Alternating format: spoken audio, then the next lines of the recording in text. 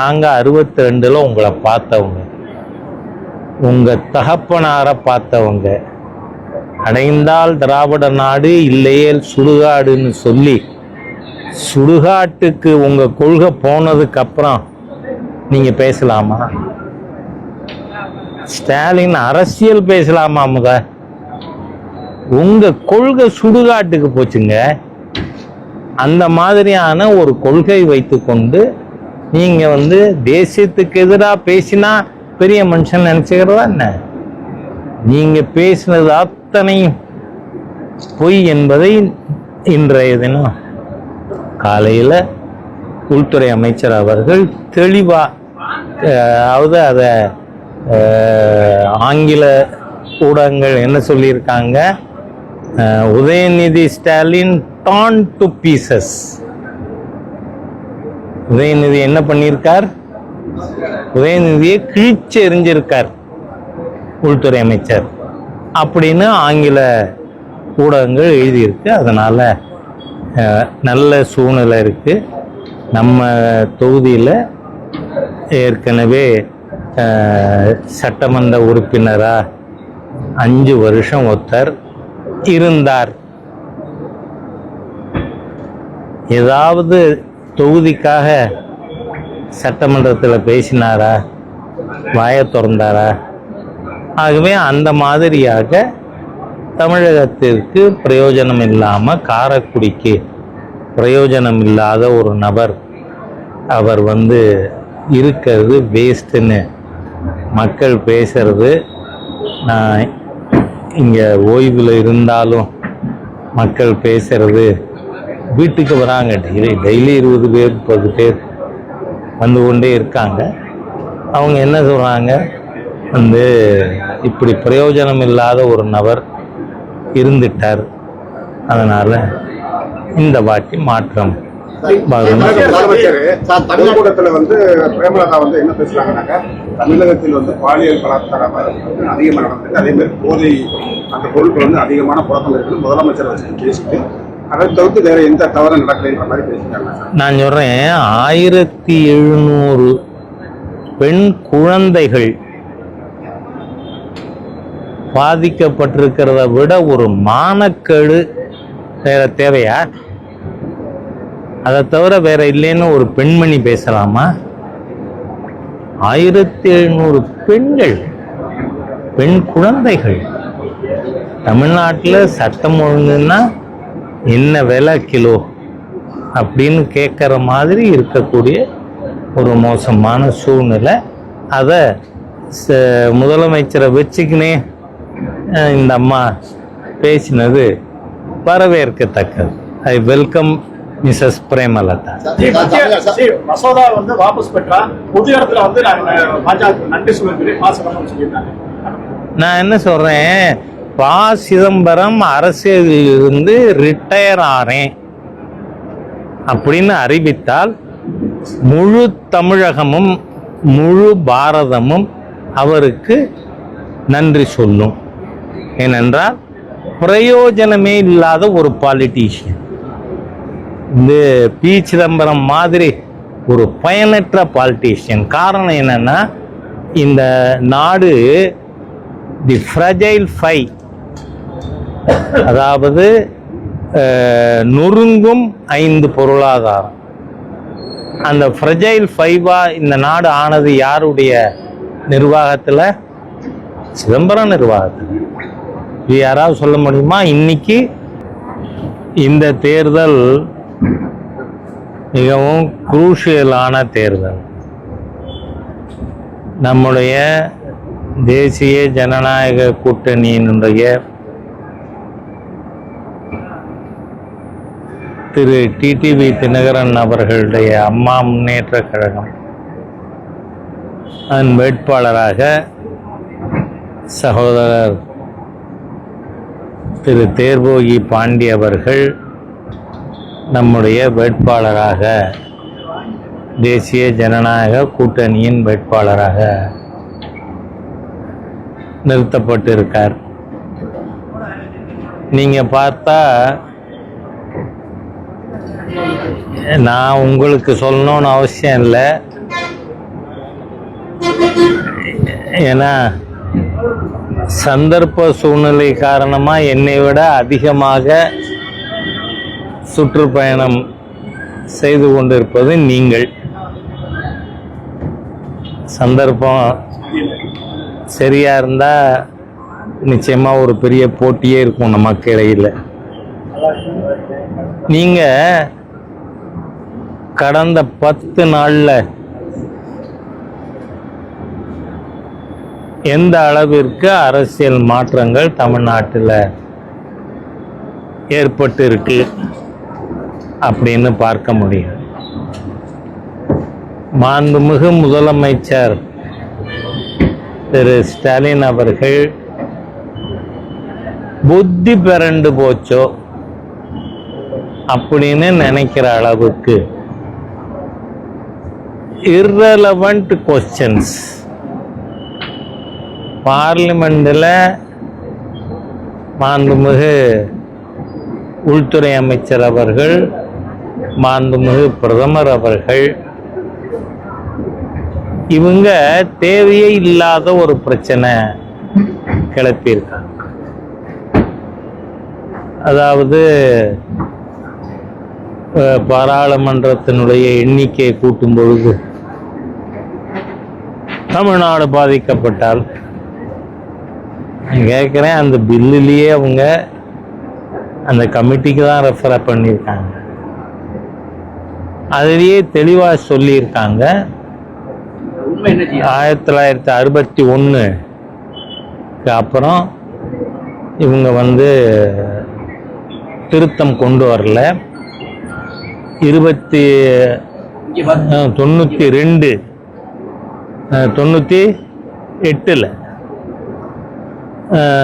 இது திருத்தம் கொண்டு வரும் பொழுது இது பற்றி நாம 25 ஆண்டுகளுக்கு பிறகு டீல் பண்ணிக்கலாம், அதுவரை இது பற்றி பேச வேண்டாம் அப்படின்னு ஒத்தி வைக்கப்பட்டது. மாண்புமிகு பிரதமர் திரு வாஜ்பாய் அவர்களுடைய தலைமையில் இருந்த அரசு இதை ஒத்தி போட்டது. அதுக்கு பிறகு இப்போதான் வருது. பாராளுமன்றம் புது கட்டிடம் கட்டினதுக்கு பிறகு இப்போ இதுல எல்லாருமே கடைசியில என்னைய ஆட்டைக்கு சேர்த்துக்கல, உன்னைய ஆட்டைக்கு சேர்த்துக்கலங்க சூழ்நிலை தான் இப்போ பேசப்படுது. ஏனென்றால் நீங்க கர்நாடகா கூட பாதிக்காது, ஆந்திரா பாதிக்காது, பாதித்தால் தமிழ்நாடும் கேரளாவும் பாதிக்கும். அதனால தமிழ்நாடு, கேரளா உள்ளிட்ட பாதிக்கப்படக்கூடிய மாநிலங்கள் பாதிக்கப்படக்கூடாது அப்படிங்கிறதுனால மத்திய அரசாங்கம் பழைய பர்சன்டேஜ் படியே தொடரும். தமிழ்நாட்டுக்கு 39 இருந்தா அது 59 மாறும். ஆக எந்த விதத்திலும் தமிழ்நாடு அரசாங்கம், தமிழக மக்கள் பாதிக்கப்பட மாட்டார்கள் அப்படிங்கக்கூடிய ஒரு நல்லெண்ணத்தோட இது பற்றி பார்லிமெண்ட்டில் நேற்றைய தினம் உள்துறை அமைச்சர் அவர்கள் பேசியிருக்காங்க, மாண்புமிகு பிரதமர் பேசியிருக்கார். அப்போ திரு ஸ்டாலின் அவர்களுக்கு என்ன வந்தது நோக்காடு யோசிச்சு பார்க்கணும். தேர்தலில் ஜுரம் வந்திருக்கு, தான் நிச்சயமா தோத்து போறோம், தோக்கிற கும்பலுக்கு தலைமை தாங்கி கொண்டு இருக்கோம் அப்படிங்கக்கூடிய பயத்தை தவிர இதுல எந்த விதத்திலாவது பாரபட்சமோ பாதிப்போ எந்த மாநிலத்துக்காவது இருக்கா? இல்லை. இது இந்த இஷ்யூ பத்தி இதுக்கு 1 வருஷம் முன்னாடி பேசும் பொழுதும் எந்த மாநிலங்களும் பாதிக்கப்படாது அப்படின்னு மாண்புமிகு உள்துறை அமைச்சர் அவர்கள் அன்னைக்கே சொன்னாங்க. நேற்றைய தினம் பாராளுமன்றத்தில் தெளிவுபடுத்தப்பட்டிருக்கு. இப்போ இருக்கக்கூடிய ப்ரொப்போர்ஷன் அது டிஸ்டர்ப் ஆகாது அப்படின்னு. அப்படி இருக்கிறத முப்பம்மவனே சிங்கண்டா அப்படின்னு என்ன பேசுறாரு? சிதம்பரம் கடுமையா எதிர்த்திருக்காரு. நான் சொல்றேன், பி சிதம்பரம் எதுக்குறாருனாலே அது முழு பொய் அப்படின்னு நாம் எடுத்துக்கலாம். ஏன்னா இந்த உலகத்திலேயே உண்மை பேசாத, உண்மை எள்ளுமுனை அளவும் கலப்படம் இல்லாத பர்சனல் லைஃப், நான் அது பர்சனல் லைஃபுக்குள்ள போக விரும்பலை. பா சிதம்பரம் போன்றவர்கள் அவங்க தயவு செய்து இது பற்றி பேசக்கூடாது. பர்சனல் லைஃப்ல தூய்மை கிடையாது, நான் அதுக்குள்ள போக விரும்பலை. அதனால வேறு பொய்யை முன்னிறுத்தி அவங்க பேசுறாங்க. பார்லிமெண்ட்ல இதுக்கு பதில் சொல்ல முடிஞ்சதா? வேண்டாம். திராவிட முன்னேற்ற கழக ஆதரவு ஊடகங்கள் யாராவது எங்களை கேட்கலங்க, அதுக்கு அந்த கமிட்டிக்கு போகும். அந்த கமிட்டியோட ரிப்போர்ட் பிளேஸ் பண்ணப்படும் டேபிளில். அப்போ அதில் எல்லா கட்சியும் தானே பார்ட்டிசிபேட் பண்ணும். அதில் எங்கேயாவது பிஜேபி மட்டும், என்டிஏ மட்டும் பார்ட்டிசிபேட் பண்ணும், வேறு யாரும் பார்ட்டிசிபேட் பண்ண முடியாது, அலோவ் பண்ண மாட்டோம். அப்படி ஏதாவது மசோதா கொண்டு வர முடியுமா? அதனால் எந்த விதத்திலும் பாரபட்சம் இல்லாமல் ஒரு irrelevant இஷ்யூவை இப்போ ஸ்டாலின் பேசுறதுலேருந்தே அவருக்கு பேசுறதுக்கு விஷயம் இல்லை. அதான் காரணம். பேசுவதற்கு விஷயம் இல்லாத காரணத்தால் அந்த முதலமைச்சர் ஸ்டாலின் அவர்கள் irrelevant இஷ்யூஸை பேசுகிறாரு. மிகப்பெரிய அளவில்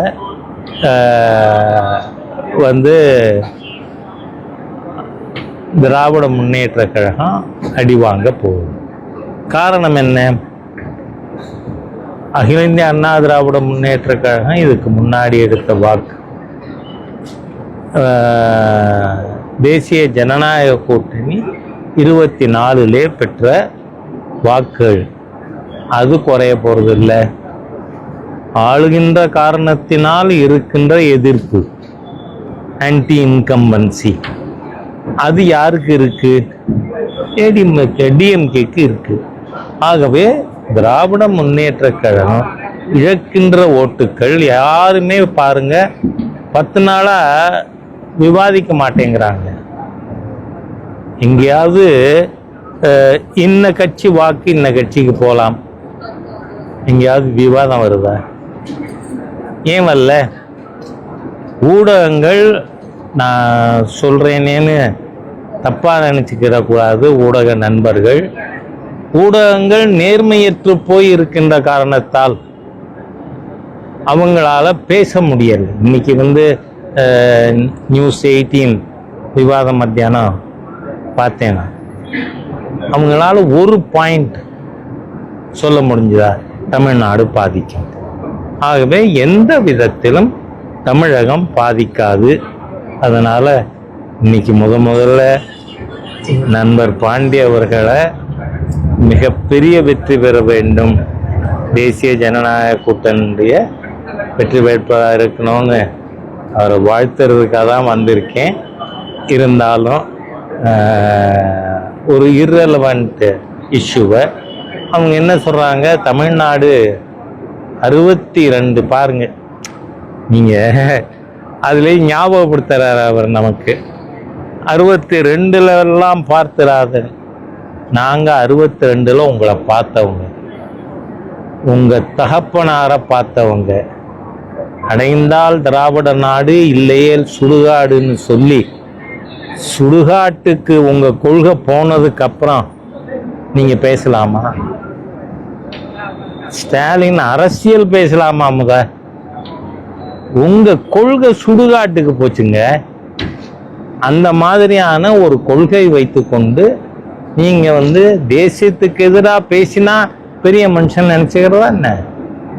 நீங்கள் பேசினது அத்தனையும் பொய் என்பதை இன்றைய தினம் காலையில் உள்துறை அமைச்சர் அவர்கள் தெளிவாக, அதாவது அதை ஆங்கில ஊடகங்கள் என்ன சொல்லியிருக்காங்க, Udhayanidhi Stalin torn to pieces. Udhayanidhi என்ன பண்ணியிருக்கார்? உதயநிதியை கிழிச்சு எறிஞ்சிருக்கார் உள்துறை அமைச்சர் அப்படின்னு ஆங்கில ஊடகங்கள் எழுதியிருக்கு. அதனால நல்ல சூழ்நிலை இருக்கு. நம்ம தொகுதியில் ஏற்கனவே சட்டமன்ற உறுப்பினராக 5 வருஷம் ஒருத்தர் இருந்தார். ஏதாவது தொகுதிக்காக சட்டமன்றத்தில் பேசினாரா, வாயை திறந்தாரா? ஆகவே அந்த மாதிரியாக தமிழகத்திற்கு பிரயோஜனம் இல்லாமல், காரைக்குடிக்கு பிரயோஜனம் இல்லாத ஒரு நபர் அவர் இருக்கிறது வேஸ்ட்டுன்னு மக்கள் பேசுறது. நான் இங்கே ஓய்வில் இருந்தாலும் மக்கள் பேசுறது, வீட்டுக்கு வராங்க டெய்லி 20 பேர் 30 பேர் வந்து கொண்டே இருக்காங்க. அவங்க என்ன சொல்கிறாங்க, இப்படி பிரயோஜனம் இல்லாத ஒரு நபர் இருந்துட்டார், அதனால் இந்த வாட்டி மாற்றம் பொதுக்கூட்டத்தில் பிரேமலதா என்ன பேசுறாங்கன்னாக்கா, தமிழகத்தில் பாலியல் பலாத்காரம் அதிகமாக நடந்தது, அதே மாதிரி போதை அந்த பொருட்கள் அதிகமான புழக்கம் இருக்குது, முதலமைச்சர் வச்சு பேசிட்டு அதை தவிர்த்து வேற எந்த தவறும் நடக்கலைன்ற மாதிரி பேசிட்டாங்க. நான் சொல்றேன், 1700 பெண் குழந்தைகள் பாதிக்கப்பட்டிருக்கிறத விட ஒரு மானக்கேடு வேற தேவையா? அதை தவிர வேற இல்லைன்னு ஒரு பெண்மணி பேசலாமா? 1700 பெண்கள், பெண் குழந்தைகள். தமிழ்நாட்டில் சட்டம் ஒழுங்குன்னா என்ன விலை கிலோ அப்படின்னு கேட்குற மாதிரி இருக்கக்கூடிய ஒரு மோசமான சூழ்நிலை. அதை முதலமைச்சரை வச்சுக்கினே இந்த அம்மா பேசினது வரவேற்கத்தக்கது. I welcome Mrs Premalatha. மசோதா வாபஸ் பெற்றா பொது இடத்துல பாஜக நன்றி சொல்லியிருக்காங்க. நான் என்ன சொல்றேன், ப. சிதம்பரம் அரசியலிலிருந்து ரிட்டையர் ஆறேன் அப்படின்னு அறிவித்தால் முழு தமிழகமும் முழு பாரதமும் அவருக்கு நன்றி சொல்லும். ஏனென்றால் பிரயோஜனமே இல்லாத ஒரு பாலிட்டிஷியன், இந்த பி. சிதம்பரம் மாதிரி ஒரு பயனற்ற பாலிட்டிஷியன். காரணம் என்னன்னா, இந்த நாடு தி ஃப்ரஜைல் 5, அதாவது நொறுங்கும் 5 பொருளாதாரம். அந்த ஃப்ரஜைல் 5-ஆ இந்த நாடு ஆனது யாருடைய நிர்வாகத்தில்? சிதம்பரம் நிர்வாகத்தில். இது யாராவது சொல்ல முடியுமா? இன்னைக்கு we have become already 4. Germany ஒத்துக்குது, நீங்களாம் யாரும் சர்டிஃபிகேட்டே கொடுக்க வேண்டாம். அடுத்து 3rd பொசிஷனில் இருக்கவர் சொல்றார், இந்தியா தான் அடுத்து இருப்பார் 4th பொசிஷனுக்கு வரும். அதனால நாங்கள் இந்தியா வளர்ச்சி பெறுகிறது. இன்றைக்கு காலையில் கூட அதாவது அமெரிக்க அதிபர் தோற்று போனார்கள். அவரால் அது 50% வித்ஸ்டாண்ட் பண்ண முடிஞ்சுதா? ஒரு அந்நிய நாடு உள்ளபடியே பாராட்டுறோம்.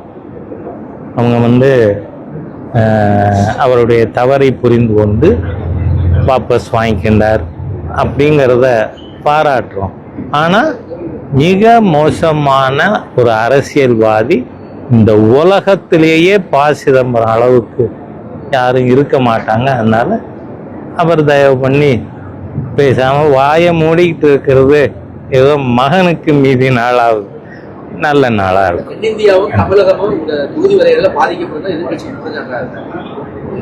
நான் தான் சொல்லிட்டேனே உண்மை என்னன்னு. இந்த மசோதாவால் எந்த மாநிலமும் அதனுடைய விகிதாச்சாரமே பாதிக்காது அப்படின்னு சொல்லியாச்சுன்னா தமிழ் உயர்த்துவது போல் உயர்த்துவார்கள், பின்பு குறைத்து விடுவார்கள். இன்னைக்கு தாலி கட்டிக்கிறவர், உண்மைதான் சொல்றாங்க பாத்து. இன்னைக்கு தாலி கட்டிக்கிறவங்க நேர்மையா கணவன் மனைவியா வாழ மாட்டாங்க அப்படின்னு ஒருத்தர் பேசினாருன்னா அது எவ்வளவு மானங்கெட்ட பேச்சுன்னு நீங்க புரிஞ்சுக்கணும். ப. சிதம்பரம் அந்த மாதிரி நபர்.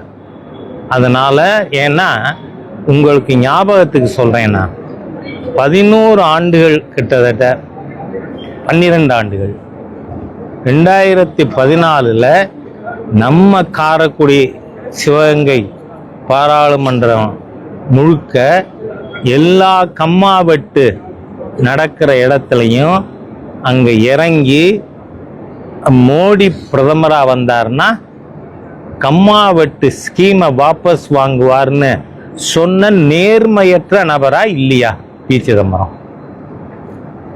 அது சொல்லுங்க. It is before as.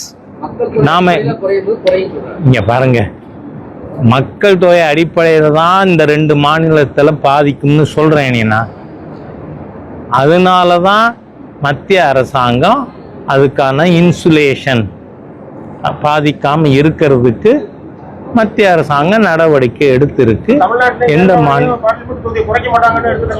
ஏங்க நான் சொல்லிக்கிட்டே இருக்கேன், திருப்பி கேக்குறீங்க. இல்ல படிச்சிருக்கீங்க இல்லையா? நிச்சயமா எந்த மாற்றமும் வராது, விகிதாச்சாரத்திலேயே மாற்றம் வராது அப்படின்னு சொன்னதுக்கு அப்புறம் சிதம்பரம் போன்ற இல்லிட்டரேட்ஸ் அண்ட் செமிலிட்டரேட் அவங்க பேசினாங்கன்னா அதுக்கு நான் பொறுப்பாக முடியும். நன்றி.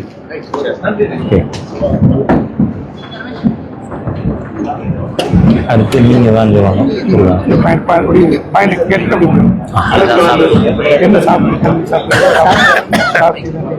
அதிகபட்சம் மோனம் சர்க்கரை இல்லாத காஃபி.